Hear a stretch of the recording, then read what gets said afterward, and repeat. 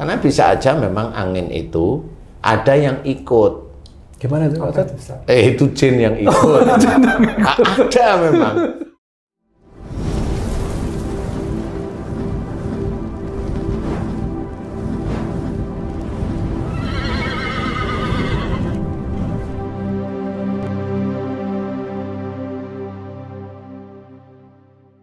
Bismillahirrahmanirrahim. Assalamualaikum warahmatullahi wabarakatuh. Waalaikumsalam warahmatullahi wabarakatuh. Para pemirsa dan sahabat beriman dimanapun berada, kita jumpa lagi di Ustadz Danu Official Channel bersama saya Tung. Semoga kita semua dalam lindungan Allah Subhanahu wa Ta'ala. Amin. Di video kali ini kita akan ngaji lagi bersama guru kita Pak Ustadz Danu yang sudah hadir di sini bersama kami. Assalamualaikum Pak Ustadz. Waalaikumsalam warahmatullahi wabarakatuh. Assalamualaikum Mas Eko. Waalaikumsalam warahmatullahi wabarakatuh, Pak Tung. Alhamdulillah. Bang Ji, Assalamualaikum. Waalaikumsalam Pak Tung. Oke, para pemirsa dan sahabat beriman dimanapun berada, kita lanjut aja nih. Kali ini kita akan membicarakan satu masalah atau peristiwa penyakit. Ya sebenarnya sih bukan terlalu penyakit ya Pak Ustadz. Kata-kata yang sering diucapkan atau kita dengar itu masuk angin, seperti itu Pak Ustadz. Masuk angin. Saya punya teman hampir tiap hari masuk angin. Kalau enggak perut kembung, gelegean, kalau ditanya, masuk angin Pak. Terus kerokan. Kerokan memang merah sih punggungnya itu Pak Ustadz kalau dikerok. Kalau masuk angin, kalau enggak masuk angin dikerok ya enggak merah tuh apa jinnya keluar lewat kulit atau gimana gitu. Terus kadang-kadang waktu kita masih kecil, orang tua kita kalau kita pakai baju singlet tuh, pakai baju nanti kamu masuk angin gitu. Padahal angin tuh kan ciptaan Allah juga ya, kok nyakitin gitu. Jadi masuk angin itu secara tauhid memang ada hubungan dengan akhlak juga itu Pak Ustadz. Iya. Bismillahirrahmanirrahim. Assalamualaikum warahmatullahi wabarakatuh. Waalaikumsalam warahmatullahi wabarakatuh. Amin ya rabbal alamin. Memang kalau dicari di dalilnya masuk angin itu emang nggak ketemu sih. Nggak ketemu ya Pak semua dalam mencari kesembuhan itu harus dicari berbagai macam cara. Yang jelas jangan sampai keluar dari syariat, tidak syirik dan juga tidak musyrik. Itu harus seperti itu. Kalau cari orang Arab sana masuk angin ya tetap makan aja madu begitu aja. Ya. Sampai sini pun ya sama. Tetapi persoalannya bukan hanya madu saja. Nah di sini saya memang meneliti sejak dulu masuk angin itu kenapa sih gitu. Ya, betul. Orang meriang masuk angin. Nah, kalau orang gelegean itu belum tentu masuk angin, ya belum tentu masuk angin. Kemudian orang yang mohon maaf ya kentut-kentut ya belum tentu itu masuk angin. Berarti ungkapan yang kurang tepat itu Pak Ustadz. Iya, masuk angin. Iya, tetapi ya sudahlah nggak apa-apa. Tetapi yang kentut-kentut ini memang Allah mengizinkan kentutnya agak lebih banyakan seperti itu. Ya bisa itu disebabkan karena makanan bisa, tapi Allah mengizinkan bisa karena kalau umpamanya yang sering-sering saya amati itu kan saya makan itu kan sama tiap harinya gitu ya. Benar. Ya sama lah rata-rata itu. Benar ya Pak. Kadang saya diizinkan bisa kentut oleh Allah Ta'ala, kadang tuh enggak. Nah itu kan menandakan bahwa makanan yang saya makan sama hampir setiap hari. Ada yang diizinkan kentut terus, ada yang kentutnya sangat jarang. Itu kan menandakan bukan dari masalah makanan. Itu saya ngujinya seperti itu. Dari masalah apa kebanyakan Pak Ustadz? Dari masalah Allah mengizinkan kentut kita aja sebenarnya. Makanya setiap kali selesai buang angin itu, ya sudah disyukuri. Alhamdulillah, karena memang Allah mengizinkan. Dan itu bukan masuk angin. Itu memang ada gas yang memang harus dikeluarkan. Istilahnya kalau orang kembung, perutnya kembung, ya itu gas yang nggak bisa keluar. Sebenarnya insya Allah seperti itu. Nah, masuk angin ini urusannya adalah dengan badan. Ya, Dengan badan. Badan meriang. Dari mulai punggung atas sampai punggung bawah. Meriang. Jadi kalau kena angin dingin aja udah Greges gitu ya. Padahal yang nggak dingin-dingin amat. Siang ya greges-greges seperti itu. Itu masuk angin ya, meriang. Nah, insya Allah yang selama ini saya amati, insya Allah itu disebabkan dari orang tersebut itu relatif jengkelnya itu setiap hari sering. Jengkel aja. Khususnya dalam masalah keluarga. Kalau di punggung itu insya Allah hubungannya dengan keluarga, entah itu masalah pekerjaan sehari-hari, entah itu masalah anak, masalah antara suami dan istri, itu di keluarga aja, itu intinya. Sehingga itu kalau jengkel itu momennya istrinya ngerjain sesuatu, nih, dia lihat nggak bisa, bukan begini loh caranya ngerjain begini, enggak. Ngerjain gitu kok nggak bisa.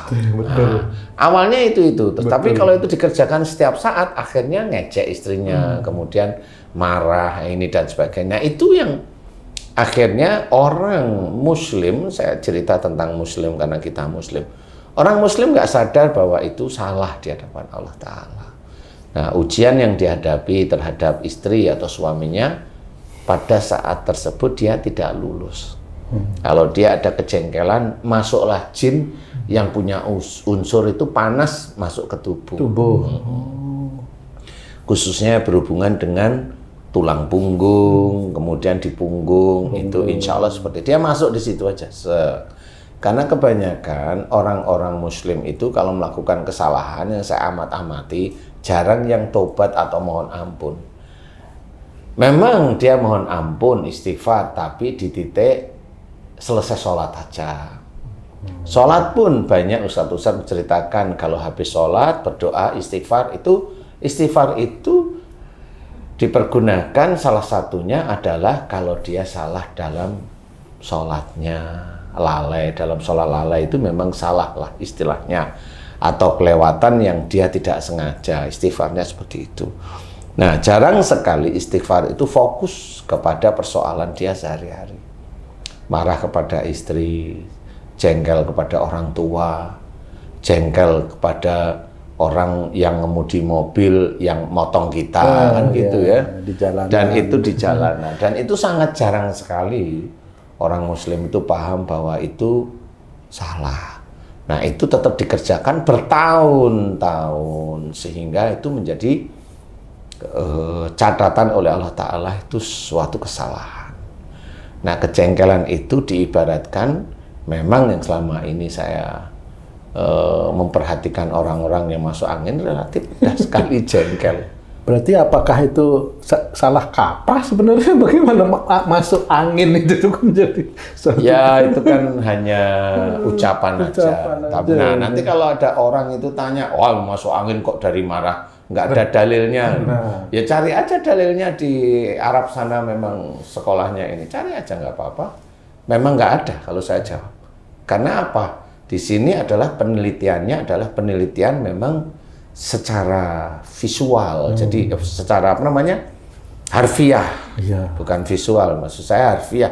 Jadi diamati kenapa seperti ini. Nah, kalau dikerokin merah, itu memang betul pada saat dia masuk angin, jin yang ada di kulit bagian punggung itu baru bergerak begini, bergetar. Sehingga kulit yang ada di punggung itu kalau disentuh dengan barang, luka itu pasti biasanya menandakan mudah sekali merah atau agak-agak kebiru-biruan merah. Lebam, nah, itu menandakan jin di situ itu bereaksi. Makanya kalau momennya itu dikerokin kemudian sembuh, saya bukan persoalan sembuhnya aja. Ya Allah mengizinkan sembuh aja. Pada waktu itu. Pada waktu itu. Iya, karena pada saat dikerokin juga kadang-kadang belum sembuh juga. Kan besok juga dikerokin lagi. Iya, gitu. Makanya setiap hari kadang-kadang itu. Atau memang kalau memang itu dikerokin dengan obat gosok, itu sebenarnya jinnya juga takut, dia bukan takut, kebauan obat gosok sebenarnya. Jadi dia nggak bereaksi, terus akhirnya diem dulu. Karena besoknya 2 hari lagi keluar lagi. Gitu, seperti itu. Jadi intinya bahwa masuk angin itu insya Allah disebabkan karena orangnya jengkel, sering jengkel. Kalau saya bilang marah, enggak menuju ke arah marah, kuat ya. Tapi hanya jengkel, dikit-dikit jengkel seperti itu. Khususnya dalam keluarga, khususnya ya, insya Allah seperti itu. Jadi bisa caranya gimana ya? Kalau memang itu kelihatan sudah beri kok meriang masuk angin ya, coba mohon ampun kepada siapa? Keluarga siapa? Ya bisa istri, bisa suami, bisa orang tua, bisa mertua. Minta ampun aja di situ. Nanti dites lagi, benar beberapa bulan setelah itu dites masuk anginan enggak? Karena selama ini yang saya amati setelah mohon ampun secara kontinu, enggak masuk angin dia. Dan belajar untuk tidak jengkel lagi, enggak. Walaupun itu tidak ada dalilnya di sana, enggak perlu dalil kalau yang masalah itu. Karena tobatnya sudah jelas dalilnya ada dalam Quran. Kan sudah jelas. Persoalannya adalah karena kejengkelan dalam keluarga. Kejengkelan dalam keluarga tidak diajarkan oleh Rasul. Kan jelas sekali. Rasul tidak mengajarkan jengkel dalam keluarga, karena keluarga itu ujian yang harus dihadapin. Jadi kalau ada sesuatu yang tidak nyaman dalam keluarga, hadapin aja. Kalau nggak bisa, serahin sama Allah. Kalau pasangannya ngeyel, ya didoain agar soleh atau soleha, seperti itu aja sebenarnya. Nah, mudah-mudahan itu bisa menjadi gambaran. Jadi kalau tanya dalil, ya nggak akan ketemu. Jadi nggak benar karena memang angin akhirnya menjadi greges, itu juga kurang tepat jadinya Pak Ustadz ya? Enggak. Kalau kena hujan misalnya tuh, jangan hujan-hujanan, nanti kamu masuk angin. Itu bisa terjadi juga nggak masuk angin karena hujan itu Pak Ustadz? Sebenarnya persoalannya kalau hujan-hujanan itu bukan masuk angin. Sebenarnya kalau anak-anak itu kan rentan. Jadi kalau anak-anak sebelum akil balik itu, dia masih rentan dengan sikap orang tuanya. Dengan sikap orang tuanya, orang tua yang mana nih yang selalu jengkel-jengkelan, masih muda, anaknya masih kecil-kecil. Ini kan rentan jengkel-jengkelan ceritanya. Rentan jengkel, rentan marah, rentan. Nah, ini anaknya rentan sebenarnya. Nggak usah hujan-hujan aja batuk, nggak usah hujan-hujan aja panas. Kan seperti itu. Jadi hujan itu sebenarnya rahmat dari Allah Ta'ala. Insya Allah tidak akan menjadikan sakit, sakit. Kecuali memang berjam-jam hujan-hujanan dalam kondisi yang memang badannya lagi tidak nyaman, ya bisa aja seperti itu. Berarti ada kesombongan dia dalam melakukan itu. Iya, dan itu tidak boleh. Ya walaupun jangan hujan-hujan nanti sakit ya, bukan hujan menjadikan sakit sih. Iya, benar. Tapi dia jangan terlalu seperti itu istilahnya. Kalau memang bisa berteduh ya berteduh. Oh, berarti jika seorang anak kecil yang belum akil balik mengalami sakit, itu penyebabnya kedua orang tuanya. Orang tuanya, insya Allah. Ini orang tuanya. Lawang baru lahir aja bisa sakit kok anak-anak. Ada yang anaknya kena gula tinggi itu karena apa ya? Itu menurut teman-teman yang ahli-ahli gula itu kan karena apa namanya? Lifestyle atau karena macam-macam. Enggak, kalau saya mah insya Allah dari akhlak itu sendiri. Karena apa? Karena memang akhlak itu dampaknya sangat dahsyat terhadap seseorang. Baik itu nanti kalau dia akhlak itu keluar jalur dari Rasul, dampaknya adalah musibah, yang paling ringan itu sakit. Kalau dia akhlaknya itu baik, mirip seperti Rasul, dampaknya nanti masuk surga. Selain dia beriman loh ya, kalau dia nggak beriman ya, beriman itu kan ya berarti dia muslim maksudnya. Kalau dia tidak beriman ya nggak bisa. Itu dampaknya sebenarnya. Jadi dampak dua hal kalau akhlaknya itu baik ya benar-benar baik, insya Allah masuk surga, insya Allah. Tadi Pak Tung bilang kan angin itu Ustadz bilang kan nggak ada efek dari angin itu. Nah dulu saya dibandingkan yang sekarang, kalau naik motor nggak pakai jaket nih Ustadz, masuk angin Ustadz. Ya, yang dulu atau yang sekarang? Oh dulu enggak. Dulu gimana? Dulu maksudnya tuh Waktu masih muda mungkin. masih Sebelum pensiun. sebelum pensiun tuh naik motor nggak pakai jaket juga, kelilingan juga Aman. pulang-pulang nggak kembung gitu, nggak enak gitu, mau makan kok enak, mau apa enak gitu, kalau nggak dikerok nggak sembuh gitu kan. Nah kalau dulu nggak ada masalah itu. Bedanya apa tuh Ustaz? Wah itu macam-macam itu. Ini kalau memang mau menceritakan tentang kehidupan macam-macam. Kembung kalau nggak dikerok nggak hilang kan gitu. Atau Itu macam-macam. Satu, itu memang cara Allah mengingatkan bahwa umpamanya Haji J, umpamanya sejak dulu ibadahnya bagus umpamanya, ya umpamanya di hadapan Allah ibadahnya bagus dilihat. Tetapi haji itu masih ada kekurangan, kejengkelan yang selama ini jarang sekali dimohonkan ampun kepada Allah Ta'ala. Nah, kalau orang yang tidak sakit seperti itu, tidak sakit seperti masuk angin, dia pasti akan lupa, nggak akan pernah, nggak akan pernah mohon ampunan terhadap kejengkelan yang dikerjakan setiap hari kepada, khususnya apa yang tadi masuk angin itu rentan khususnya pada keluarga. Nah, sekarang dites. Haji C dengan istri aja, nggak usah yang lain-lain. Sering nggak jengkel itu dulu. Nah, kalau sering jengkel, nah ini dijawab nih Ci, kan ini juga sedulur beriman juga ingin lihat jawaban loh ya. Ini. Sering nggak jengkel gitu? Sering. Nah, kenapa dulu belum tidak belum dimunculkan oleh Allah Ta'ala? Bisa aja. Ini menurut saya, bukan menurut Allah. Ini menurut saya, karena ini kan pengalaman yang sering saya meneliti ya. Menurut saya itu memang kejengkelan Haji C belum masuk nisab ukurannya, sehingga pada saat itu belum dikeluarkan karena dulu ibadahnya masih biasa-biasa saja. Nah, sekarang sudah mulai sebelum pensiun nih, ibadahnya udah mulai dikuatin nih. Nah, imannya kan menguat itu Ci. Nah, kalau imannya menguat berarti dosa-dosa yang kemarin itu akan ditampakkan oleh Allah Ta'ala. Agar itu nanti Haji C juga ingat, nih loh kamu itu masih ada dosa di sini. Jadi Allah itu sebenarnya sayang kepada orang Muslim. Kalau orang Muslim itu diberi sakit, itu rasa sayang. Cuma sayangnya Allah bukan sayang yang kalau kita sayang umpamanya sayang sama seseorang wanita itu dengan sayangnya itu akan memberikan hadiah, bukan seperti itu. Berikan fasio.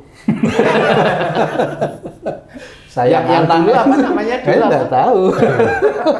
Dulu sudah lupa Pak Ustaz. Yang dulu apa namanya? Udah, nggak salah. Jadi sayangnya Allah itu beda dengan sayangnya manusia. Kalau manusia sayang memberikan sesuatu. Kalau Allah sayang itu mengajari manusia itu nanti untuk masuk surga sebenarnya. Ampunan. Nah, dimunculkanlah sakit atau musibah agar paham bahwa dosanya ada di situ. Gitu. Nah, kalau sudah ada dosa di situ, agar orang ini tobat di titik itu. Agar nanti yang muncul itu kebaikan-kebaikan di hadapan Allah Ta'ala. Nah, itu sayangnya Allah kepada manusia. Cuma kadang manusianya nggak paham. Dibilang sakit itu rasa sayangnya Allah kepada kita, iya, tapi nggak diapa-apain, tobatnya kagak mau, kan gitu. Merasa dianya sendiri itu tidak pernah salah, tidak pernah dosa, karena apa? Tidak ada dalil yang menerangkan bahwa masuk angin itu dari sanad-sanad nggak ada dijelasin, dia nggak mau ikut. Akhirnya kan bisa aja malah besok-besoknya itu, malah akhirnya dia akhlaknya tidak baik, tidak mengikuti Rasul, ya akhirnya ya apa yang dia uraikan betul-betul itu nanti akan menjadikan timbangan di akhirat. Insya Allah seperti itu Ci. Jadi kalau haji saat ini sudah mulai dimunculkan, nah itu berarti Allah mulai memperlihatkan sayangnya pada Haji C. Alhamdulillah. Masuk angin itu ada juga nggak disebabkan oleh sihir, Ustaz? Bisa tapi tidak terlalu kuat ya. Karena masuk angin penyakit ringan ya? Iya kelihatan. Jadi gini, kalau ini nih cerita. Jadi bedanya sihir dengan fisik, kalau masuk angin itu kan ngeblok satu punggung biasanya. Betul. Sampai ke ini, iga-iga di sini. Jadi nggak enak lah ya pokoknya. Nah, kalau sihir itu nggak seperti itu. Tidak merata semua. Tidak merata semua. Sihir itu nitik. Nitik. Pada satu tempat ya. Pada satu tempat. Bisa di perut, bisa di punggung. Bisa di perut, bisa di punggung, tapi nusuk bentukannya. Nah, itu nggak bisa Apa karena dikatakan. dukunnya pakai jarum jadi nitik? Tahu? Memang Pernah ya? rata-rata seperti itu, Ci. Memang rata-rata seperti itu. Oh. Jadi tidak semua kasus masuk angin itu dari sihir, enggak. Oh. Tapi kalau masuk angin menurut saya ya sakit biasa aja, walaupun umpamanya Allah mengizinkan saya diizinkan mampu menyelesaikan sihir, tapi semua orang sakit belum tentu dari sihir. Makanya di YouTube ini saya cerita, nggak semua sakit dari sihir kok. Dominannya apa Pak Ustadz? Dominannya akhlak. Karena sihir itu akan menjadi-jadi kalau akhlak orang itu memang rusak. Iya. Rusak, jadi begitulah akhirnya sihir muncul. Ustadz, sekarang ini Ustadz, kan bicara yang masuk angin ini banyak tuh saudara beriman kita itu yang ada acara bekam, Pengobatan lah ya, pengobatan gitu ya. Apakah itu satu, itu apa sudah betul syar'i? Dua, betul nggak sebenarnya Ustadz, kalau dibekam begitu itu anginnya keluar? Atau jinnya keluar, kan gitu ya. Sebenarnya kalau bekam itu memang dianjurkan, istilahnya kalau dibilang syar'i monggo lah ya. Sama seperti jarum suntik, kalau bilang itu jarum suntik syar'i monggo lah. Oh lah ya itu ya. Intinya adalah kita tidak boleh bahwa obat itulah yang menjadikan dia sembuh. Poin utama itu. Poin utama itu. Orang berikhtiar itu boleh-boleh saja. Ya. Dan juga tidak boleh nyalain yang lain. Kalau saya paham, bekam itu boleh. Bekam itu kan mengeluarkan darah kotor sebenarnya. Tapi setelah dikeluarkan, sakitnya sembuh nggak? Nah itu saya nggak pernah tahu, karena saya nggak pernah dibekam istilahnya. Kenapa nggak pernah ya alhamdulillah diberi sehat sama Allah, kan nggak perlu dibekam. Kan gitu ya. Jadi monggo kalau memang mau dibekam, monggo. Kalau sembuh, monggo. Kalau kanker dibekam, monggo silahkan. Namanya ikhtiar kan. Iya. Ya kan? Kanker dibekam saya. Iya. Tapi intinya itu dilakukan, ya. Nah kalau momennya saya mengajarkan menyelesaikan penyakit dengan mengembalikan akhlak yang baik, dengan mengajarkan untuk orang itu mohon ampun di titik-titik tertentu yang menjadikan dia sakit. Karena penelitian saya sama seperti orang barat itu meneliti obat sakit gigi itu bisa pakai ini, obat sakit liver itu bisa pakai ini, bisa. Itu kan diteliti sebenarnya. Dan makanya kalau istilahnya kalau di YouTube kita itu kan alhamdulillah orang yang nggak pernah kenal saya, Betul. dia belajar beneran, mohon ampun tobat, alhamdulillah diberi kesembuhan kok. Dahsyat betul itu. Nah, Ya. makanya di sini loh ini meneliti, jadi bukan asal ngomong. Kalau ditanyain dalil, ya tanya aja kamu sama apa namanya yang kamu pelajari, karena memang di sini itu beda. Di sini meneliti. Betul. Kalau dalil itu cerita dari yang sudah dari sanad-sanadnya, kan beda di situ. Kalau ditanya dalilnya mana, ya nggak ketemu. Sama seperti itu. Kalau mamanya sama seperti orang Arab pakai gamis, orang Indonesia pakai baju biasa. Dalilnya mana pakai baju itu? Lah ya nggak ketemu, memang beda. Kan nggak bisa itu seperti disalahkan. Kan nggak bisa. Itu menutup aurat, sama menutup auratnya. Kalau laki-laki ya. Seperti itu. Nah, sakit juga sama. Apa yang saya ajarkan tentang sakit? Kembali ke akhlak yang baik. Iya. Itu syar'i sebenarnya. Jangan bertanya dalil. Saya kembalikan kepada akhlak yang mulia, itu syar'i sebenarnya. Saya ajak untuk tobat, itu syar'i sebenarnya. Kok nggak mau? Lah kok nggak mau lah? Ya sudah monggo kan gitu. Berarti selama ini kasihan si angin ya Pak Ustadz dijadikan kambing hitam itu jadi. Ya. Bahkan Pak Ustadz itu saking seringnya orang, kadang-kadang orang kalau temen nih masuk angin tuh orang yang agak agak sedikit aneh itu dibilang masuk angin juga itu Pak Ustadz. Kalau itu temenmu dulu itu. Bully-bulian itu kadang-kadang gitu tuh. Ya itu tidak apa-apa. Makanya kalau angin itu sebenarnya diberikan oleh Allah Ta'ala untuk menebarkan benih-benih, itu kan nggak bisa juga. Makanya kalau ada angin, ya kalau memang itu angin terlalu besar ya berlindung. Kan hanya gitu-gitu aja. Iya, benar. Dan jangan merasa hebat seperti itu. Karena bisa aja memang angin itu ada yang ikut. Gimana itu, Apa Ustaz? itu, Ustaz? Itu jin yang ikut. Ada memang seperti itu. Ya jangan ditantang lah. Gitu, ya. Kalau memang dari Allah ya menyebarkan benih-benih tumbuhan sehingga itu bisa manfaat untuk kita. Jadi Kehidupannya. sebenarnya kalau kita pikirkan benaran bahwa janganlah kita itu menggerutu tentang sesuatu yang terjadi pada diri kita, bersyukur aja. Ya, termasuk kayak Haji J tadi masuk angin. Ya sudah, kenapa di hari tua saya? Lah itu tadi, ya disyukuri aja, bukan masalah masuk anginnya. Ya dapatnya seperti itu ya disyukuri aja dulu kan gitu ya.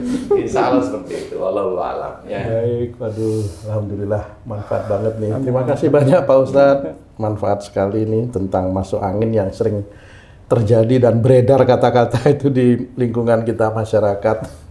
Sahabat beriman, para pemirsa dimanapun berada, demikian tadi perbincangan kami dengan guru kita Pak Ustadz Danu. Mudah-mudahan ini bisa memberikan banyak manfaat untuk meningkatkan iman dan ketakwaan kita kepada Allah Subhanahu wa Ta'ala. Amin. Amin. Kami pamit undur diri, sampai jumpa di video yang lain. Wassalamualaikum warahmatullahi wabarakatuh. Waalaikumsalam warahmatullahi wabarakatuh.